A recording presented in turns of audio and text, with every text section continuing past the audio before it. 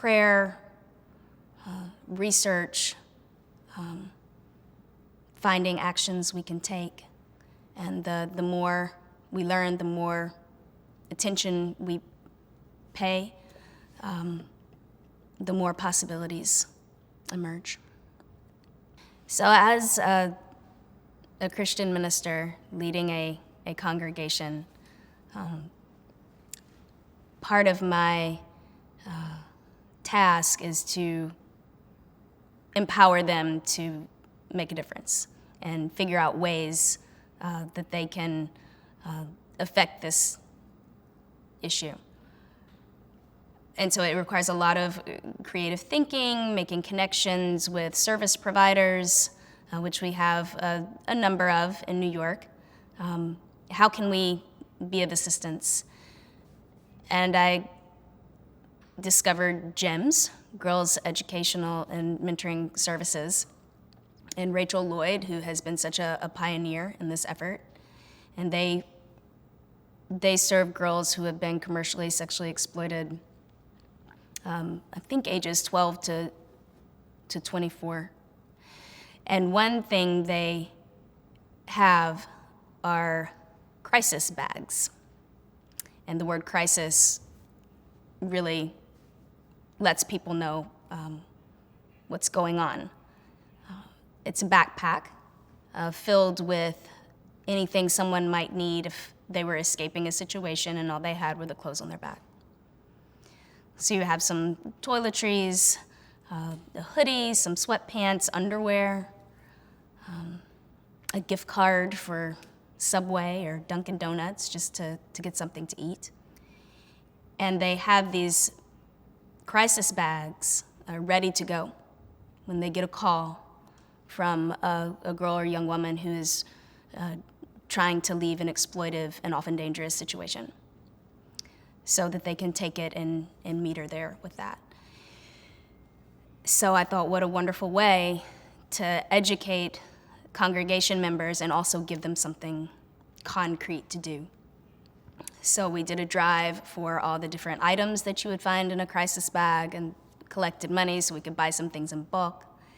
And then we created an assembly line for putting things in small, medium, and large. And then at the end, you could write a note to go in the bag, a note of encouragement.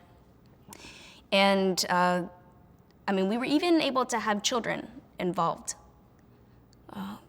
which says a lot, because a lot of parents are very wary of their kids being exposed to such an issue, but we know that it's so important because the average age of recruitment into prostitution is 13 years old, and I think maybe even getting younger. So that was an activity that we could do that made a real difference. We had 40 or perhaps maybe even 60 crisis bags at the end of the project, and we had an opportunity to educate our congregation. And certainly there's educating the broader community, whether showing a film and having a speaker, hosting a panel event, both of which I've done with others. There's something called the United Nations Gift Box that came to the US in 2014, around the time of the Super Bowl, and was in Union Square. And the gift box looks like a present on the outside, this huge sculpture, well, piece of art, not a sculpture.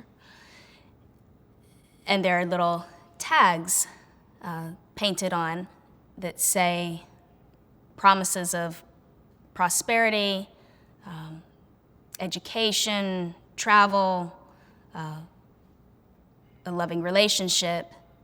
And then you walk inside it, and there are stories about human trafficking. So it really captures the manipulation piece of the issue, the bait and switch. And this art installation has traveled the world. And I thought, why not bring it to a house of worship? So we got it for the Cathedral of St. John the Divine up on 111th in Amsterdam. And it was very powerful to have that within a house of worship. And that was done through the Episcopal Diocese of New York Task Force Against Human Trafficking, which is a body that I chair. What I've found is with communities of faith and my Christian tradition specifically, is that it's easier to get folks to listen and learn if you can give them an entry point that might be a little familiar. So I developed a curriculum that blends Bible study with education about human trafficking.